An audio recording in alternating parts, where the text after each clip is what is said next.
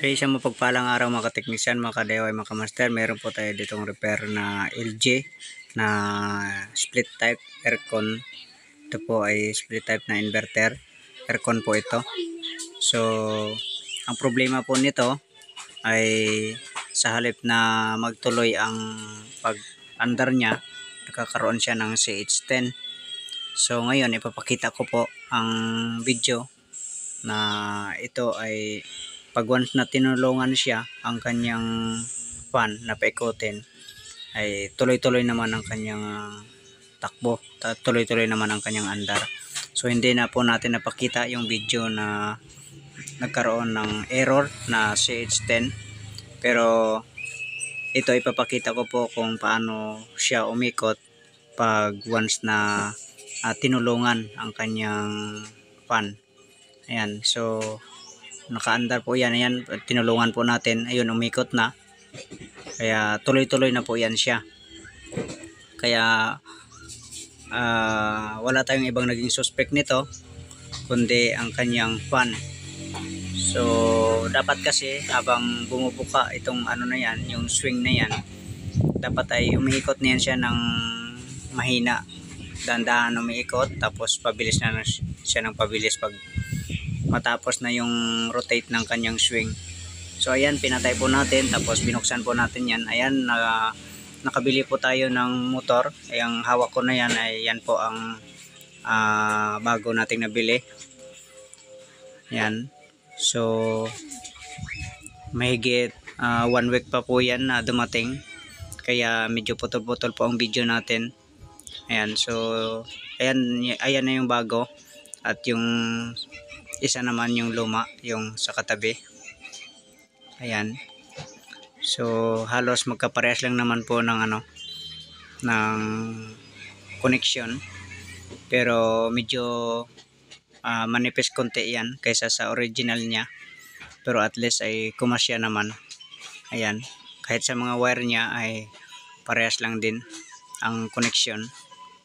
Ayan. Kung mapansin po natin. Yan. So yan yung luma, yan yung hinahawakan ko ngayon. Yan. Yan. So nasa 30 watts lang po din yan. Yan. So ikakabit na po yan natin. Ayun. So tinesting na natin ulit, nakabit na po yan, na set up na. Ayan. Pagbuka po ng na yan, ng swing niya sa ilalim, dapat ay dahan-dahan na po yung iikot yung yung fan.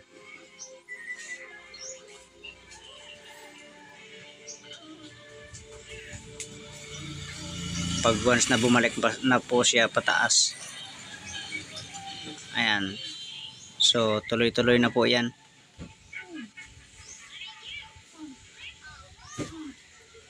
Ayun, umiikot na sa loob. Bumilis na yung ikot. Ayan. Ayun. So napalitan na po natin ng bago yan. Yan, tuloy-tuloy na po yan siya, ang ikot niya. So bali tatakpan na po natin yan.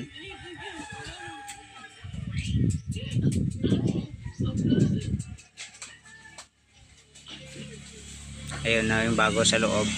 Ayan. Ayan.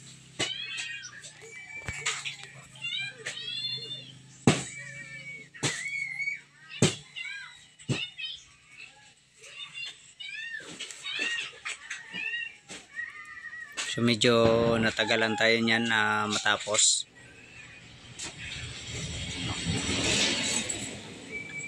Kaya nagkakaroon na ng pawis yung evaporator. So malamig na yan siya.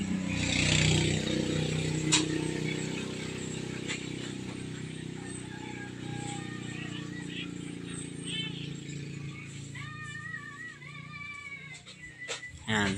So okay na.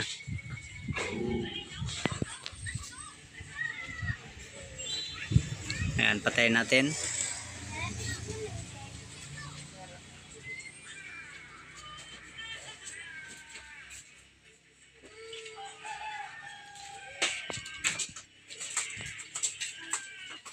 Okay, buksan uli. Ayan. So hindi na po yan natin tinutulungan, bali hinahayaan lang natin na kusa siyang mag-andar. Ayun, umikot na siya. So ibig sabihin nasa good condition na po yung unit natin.